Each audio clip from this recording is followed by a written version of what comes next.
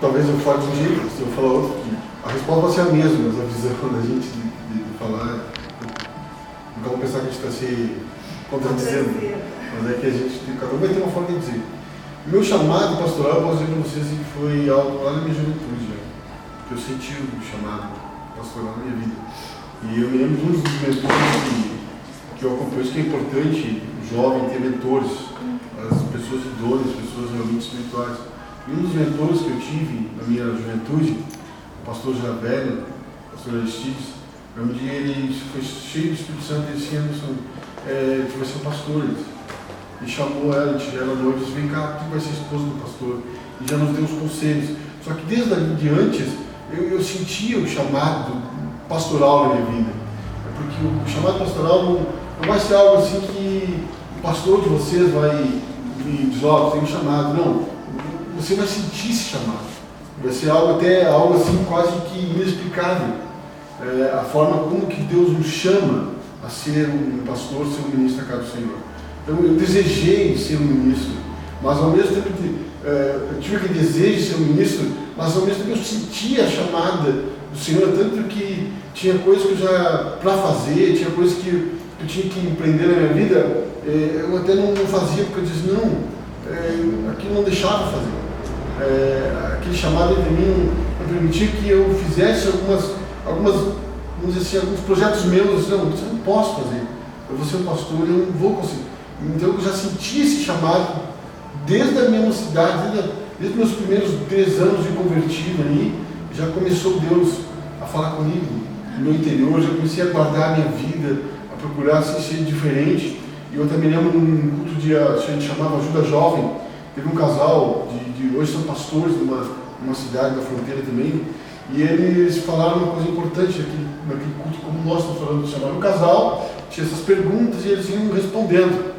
E eles disseram assim: olha, vocês, com certeza alguém tem um chamado de Deus na vida de vocês, já está sentindo esse chamado, então já guarde a vida de vocês com pureza, não vamos guardar a vida de vocês quando vocês entrarem no ministério, mas guarde a vida de vocês já desde agora, porque muitos que são jovens como vocês hoje vão entrar no ministério como vocês, vão acompanhar o ministério de vocês e vão ter alguma coisa para desabonar vocês. Então eu já senti o chamado de Deus na minha vida, aí eu busquei controlar mais a minha vida ainda, minhas atitudes como jovens, a maneira de falar, a maneira de me vestir, a maneira de me portar. Eu me sentia mais especial do que ninguém, né? Mas, Senhor, tu me chamou, eu senti aquele chamado de Deus na minha vida. Então, assim, para vocês entenderem, o chamado, para responder mais objetivo a pergunta, foi algo que Deus, a voz de Deus falou dentro de mim, para mim, e só tive dos meus pastores, dos meus mentores, depois a confirmação desse chamado.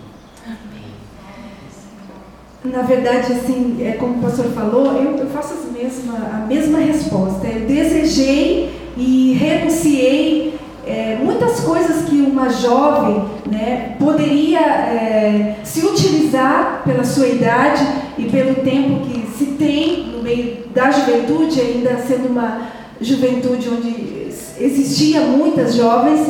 O que eu posso dizer é que eu renunciei muitas coisas de que poderia usufruir, mas pelo chamado e entendendo que eu não queria que nada me desabonasse, né? Eu permanecia às vezes como se parecendo indiferente a muitas coisas que eram apresentadas na juventude. Então foi, na verdade, desejo e renúncia da minha parte.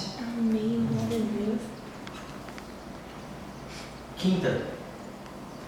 Agora vai para a pastora. Eu acho que essa aqui já foi respondida, então, sobre a experiência. Já foi? Não foi respondida. Acho que vou passar Então, parte. tá bom. Pastor, após vossa conversão, quanto tempo o Espírito Santo batizou? Eu até já devo ter Já respondido ali, respondeu, né? Mas fazer de novo 1 ano de conversão. Talvez bem isso ainda. Foi antes do meu batismo. Meu batismo não tem que eu vi 1 ano, 2 meses. Mas ali com meus 9 meses, 10 meses de batismo de conversão foi quando eu recebi o batismo do Espírito Santo. Glória a Deus. Eu desejei muito o batismo do Espírito Santo. Eu tanto desejei que quase pequei um dia, porque o rapaz estava falando línguas no culto, eu voltei para ele, vi aquilo, eu falei para o meu amigo assim: Tchê, me ensina a falar cada língua. Aí ele disse: não, você não posso ensinar, isso aí é um dom do Espírito Santo, o Espírito Santo vai ter batizado com o Espírito Santo.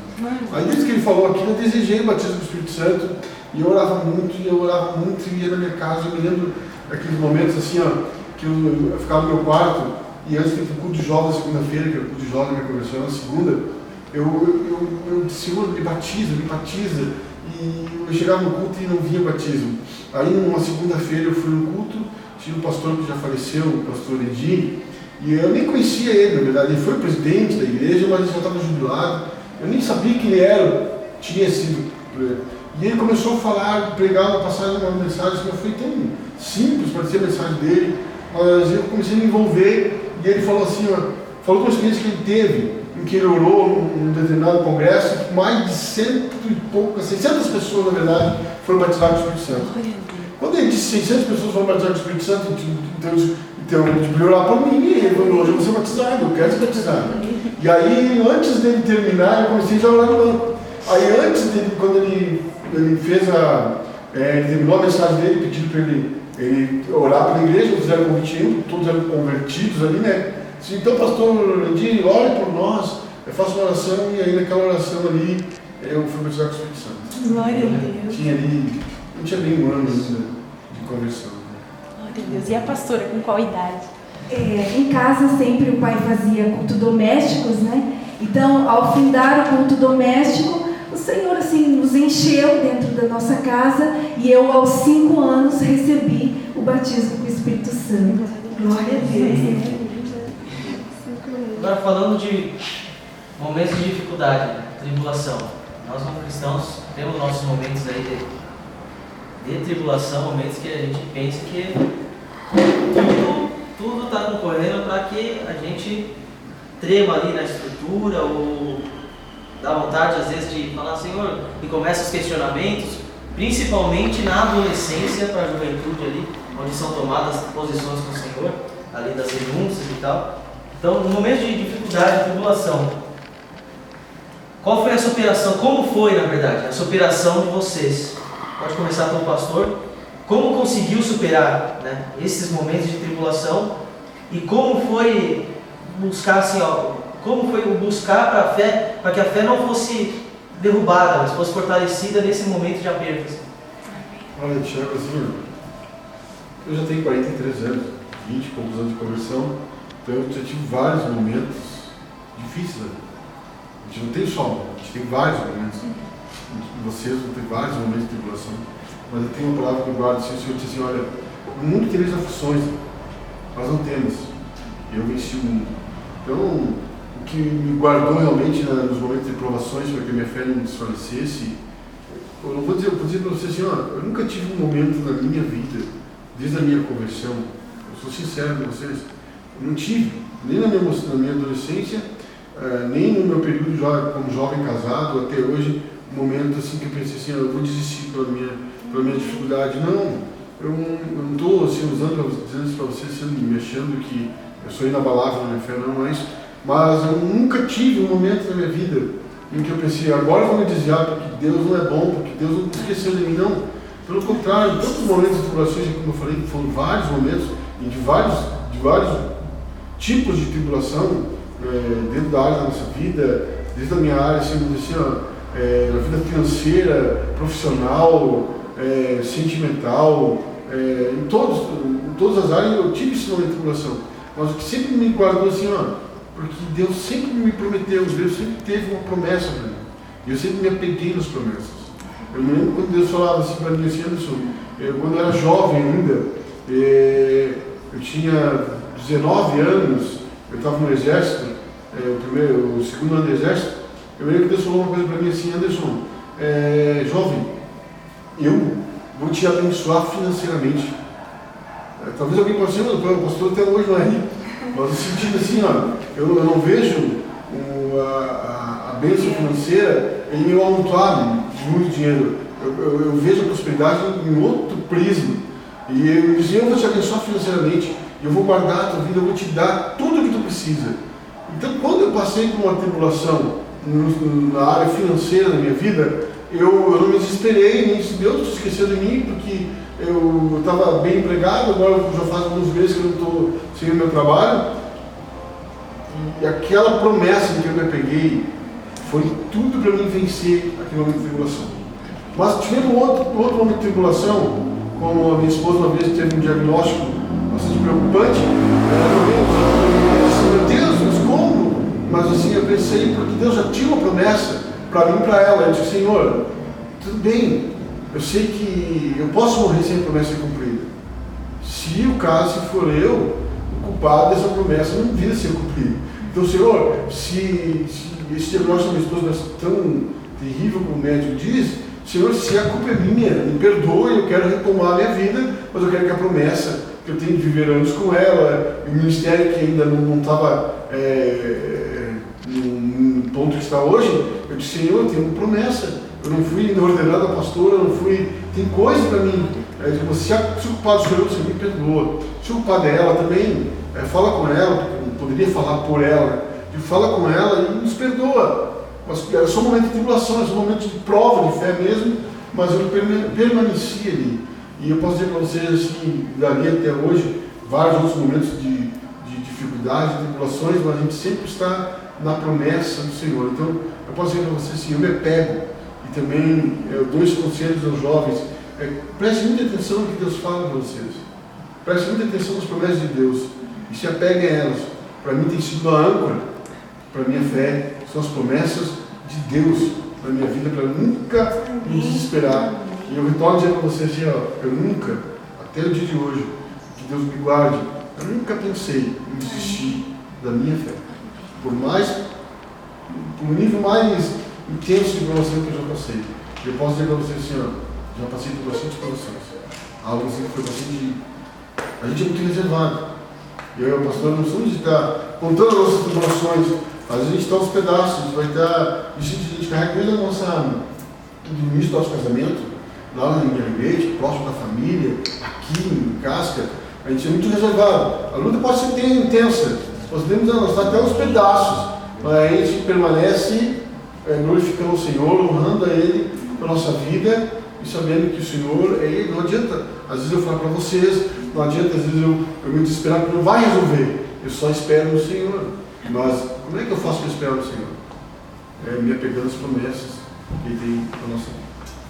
E também nós sempre lembramos, depois de casado, mas também falando como solteira, eu me lembrava e nos lembramos dos homens e das mulheres na Bíblia, o bíblico, né? Da superação que eles tiveram nos momentos de tribulação. E uma palavra que sempre me acompanhou desde jovem, que também me fortaleceu depois no casamento, é Tiago, capítulo 5, versículo 10, onde eu posso dizer assim que nós fomos reerguidos pelo Senhor através dela.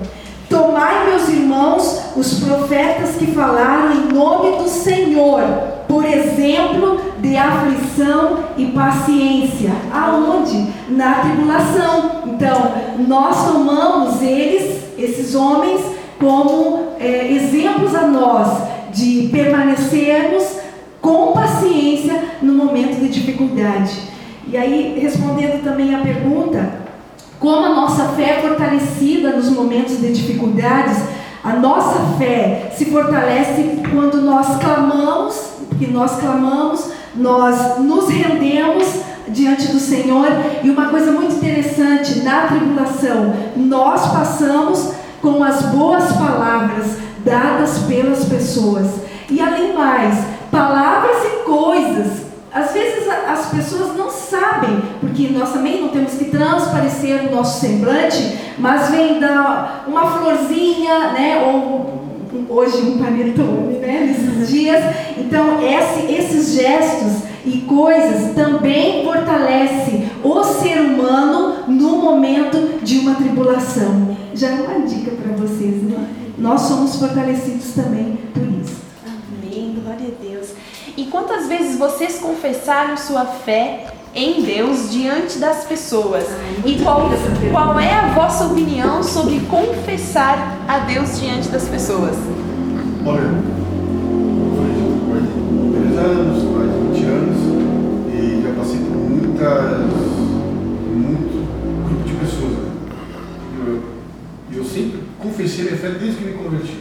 É porque em Lucas 12, versículo 8, diz assim, aquele que confessa diante do Pai, diante das pessoas, o Pai, eu também o confessarei, né, diante dos anjos e do Pai.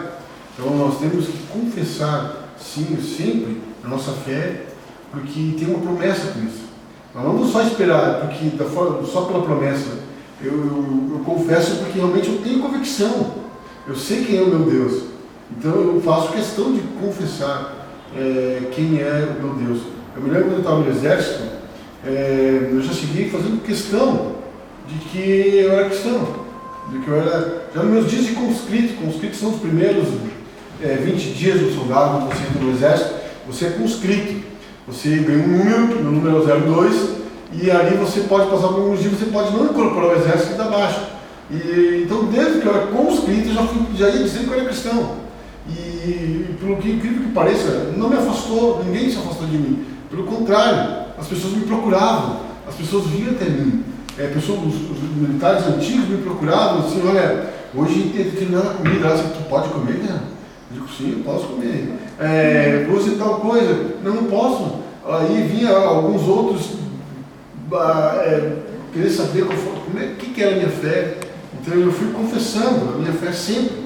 O conceito que eu tenho assim, disso é que todos nós, sem exceção, devemos confessar que Jesus é Senhor das nossas vidas, que é a nossa fé. Se a nossa fé não vai ter valor nenhum, nós não vamos crer em nada e não vamos ser abençoados.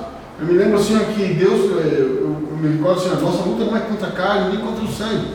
Mas como nós confessamos Cristo, nós estamos travando uma batalha contra as trevas, contra a potestade, contra aquilo que realmente a nossa guerra é. Eu me lembro outra oportunidade no exército, que teve uma reunião espírita que era só para os EVs, que é o efetivo efetivo variável, aqueles militares que chegam e ficam um ano, o primeiro ano do militar seu. E eu tive aqui, eu era obrigado aí, e eu confessei minha fé diante do coronel, que ele estava ministrando, era um coronel, e era um tenente. E aí eu pensei assim, não, eu tenho que confessar que eu sou cristão, que eu não aceito a forma que eles estão falando, porque eu estava observando, assim, eu estou levando todo mundo para eles. Não, peraí, eu vou ter que confessar Cristo também, para pelo menos resgatar alguém. E eu não era nem batizado ainda, eu me batizei alguns meses depois. E eu peguei, me levantei e disse assim, olha, coronel, arrisquei tudo ali e confessei que eu acreditava em Jesus e que Jesus, em nenhum momento, né, não adianta nós confessar Jesus também, mas concordar com as outras coisas que acontecem no mundo. Você não está confessando Jesus. Para você confessar Jesus, você tem que muitas vezes denunciar o que Deus não aceita. E eu digo, olha, eu sou servo de Jesus Cristo e o meu Jesus ele não aceita. Eu não sabia nem respostas bem ainda dar. Meu Jesus não aceita esse tipo de coisa. Espiritismo não vem de Deus. Então eu confio. Aí literalmente, verdadeiramente eu confessei Jesus ali. Aí ele perguntou por quê? Aí me veio a passagem, a Bíblia diz assim, está ordenado que um homem morra uma única só vez e depois disso vem juízo. E aí o coronel ficou mais agitado e eu já fui ficando agitado também. E já fui competindo com ele também. Nem sabia o risco que eu estava correndo. Mas eu estava confessando meu Cristo. E o que eu digo para vocês, essa primeira parte da pergunta, e respondendo a segunda pergunta que está encaixada na mesma, o que eu digo para vocês, nós temos que confessar Jesus. No momento que nós confessamos diante das pessoas do Pai, né?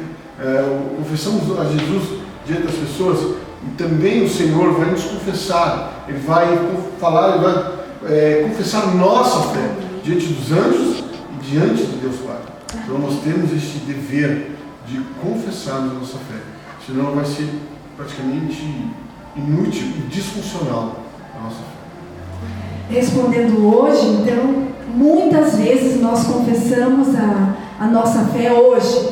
E um segredo para vocês que nós fazemos, e eu até assusto a Luana quando ela vai no hospital comigo lá em Passo Fundo, é que nós procuramos chamar a atenção das pessoas para nós.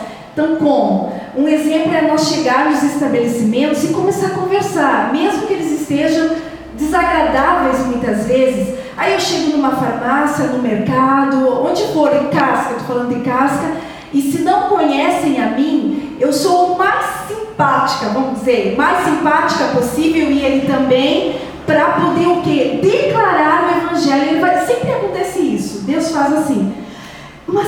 você é da onde? Aonde você mora de casca? Ou para ele. E nós falamos, sim, nós somos pastores da igreja, então é uma forma de nós declarar a nossa fé, de evangelizarmos, de professarmos o Senhor. Aí já começa, mas eu, sabe que eu estou no último dia hoje desse trabalho, ou estou com uma enfermidade, e vão falando, e o evangelho vai se propagando nessa cidade, mas nós não somos egoístas. Quando nós vamos a outras cidades, nós também procuramos ser mais simpáticos para chamar atenção a nós e nós assim confessarmos a nossa fé diante dos homens. E queridos, a opinião, foi que da pergunta por que e para que confessar, a minha opinião você deve fazer, como o pastor falou, porque nessa forma, nesse ato, eu acredito ser o maior recebimento de crescimento espiritual para a nossa vida e também o cumprimento de bênçãos e promessas que Deus tem, bíblica e particular, que Deus fala profeticamente. Quando eu confesso Cristo diante dos homens, acredito ser o maior recebimento do cumprimento das promessas às nossas vidas. Assim, só para complementar, confessar que a gente de primeira mão é até bom, é fácil. Agora é brabo quando alguém de primeira mão ganha de ti. Eu estava numa fila, estava sentado no ano passado, acho, esperando a minha sogra sair da quimioterapia, e estava conversando com algumas pessoas, e aí uma pessoa já de primeira mão já me disse, eu odeio esse negócio de pastor, esse negócio de igreja aí, esse negócio eu tenho raiva disso, tem ódio, eu sentado, eu sou um pastor, eu sou evangélico, eu sou pastor de uma igreja de casca, mas eu sou pastor, há pessoas e pessoas, né? Outro dia estava cortando o cabelo, no março até, e aí um rapaz chegou assim, um corretor, não mora aqui, mora em Serafina, e ele chegou lá, tudo aí, como é que está essa vida de corretor aí, vendendo muita coisa, assim, tu me disse que pastor, cara, estou vendendo até terreno no céu. Aí eu peguei e disse assim, é mesmo, eu sou pastor, eu nunca vendi terreno no céu, ensina a vender. Aí, então, quando você já recebe algo de primeira mão, aí sim você deve confessar, né? Você deve dizer assim, não, eu sou cristão, eu sirvo a Deus, não precisamos Então, aqui a pergunta é se vocês já sofreram algum tipo de perseguição. Eu vou complementar essa pergunta dizendo o seguinte: vocês façam menção, pergunta para os dois, então, alguém pode trazer uma conclusão, ou aí vocês podem decidir, mencionar, compartilhar conosco, uma das perseguições que vem na nossa mente nesse momento. Pode ser aqui, ou a que mais marcou talvez para vocês como casal. Podem comentar, abra essa parte, temos tempo sim suficiente para também como solteiros, mas a perseguição que confrontou a sua fé, a fé de cada um de vocês. Olha, falando da minha parte, não sei se é que eu não sou um homem despercebido, entende? Não sou uma pessoa despercebida, eu vejo as coisas acontecendo, mas se eu vou dizer para você, algo que confrontou a minha fé, que me deixou assim, uma perseguição, que me abalou, eu vou dizer para você, nenhuma perseguição até hoje me abalou. Estou sendo sincero. Nenhuma perseguição até hoje me abalou. Já tive perseguições assim, por ser cristão, em frente até hoje, por ser cristão. Pessoas que falam coisas assim, realmente não educadas. Eu até hoje não recebi não recebi de algum jovem muito, mas já recebi de muitas pessoas mais velhas. Pessoas velhas dizem para mim assim, eu não gosto de ti porque a sua fé, enfim, falando coisas bárbaras. Outras assim, já vi complô de pessoas assim, dentro de um trabalho que eu estou trabalhando, alguém disse, não, eu mando ser cristão, crente, não peixe fora d'água aqui, vamos tirar ele e vamos deixar o fulano, já passei por isso, né?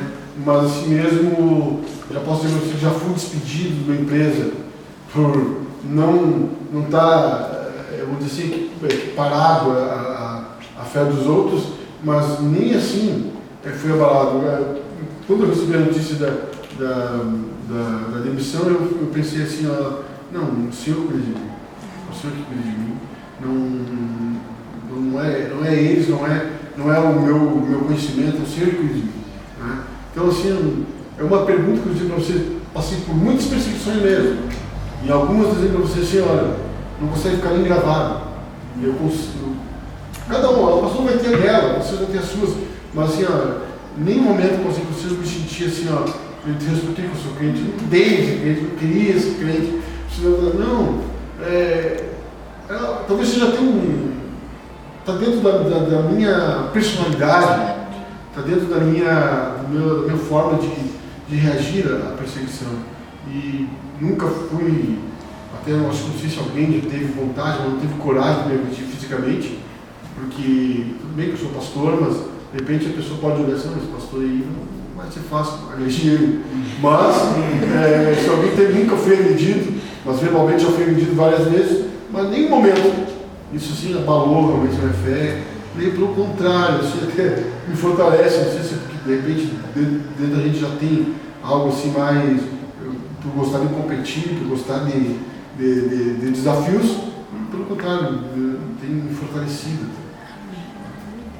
A gente já passou muitas perseguições, mas o que, dentro das perseguições, o Thiago perguntou de um exemplo, um dos 2 exemplos que eu achei bastante difícil e realmente, assim, eu acredito ser dele a personalidade mais forte, a mulher, né, é um pouco mais sensível, mas o que me assustou, não abalando minha fé, mas bastante assustador, foi calúnias. Calúnias contra o ministério, calúnias contra a índole, né? O ministério à parte, ministério, índole. Então, as calúnias, elas são uma perseguição que o amor, como o marido fala, o nosso testemunho fará a diferença. Então, é uma das perseguições mais fortes, ou temos até hoje, são calúnias sobre o nosso ministério, ou sobre a nossa pessoa, né? O nosso viver. E outra perseguição que há é o afastamento de pessoas.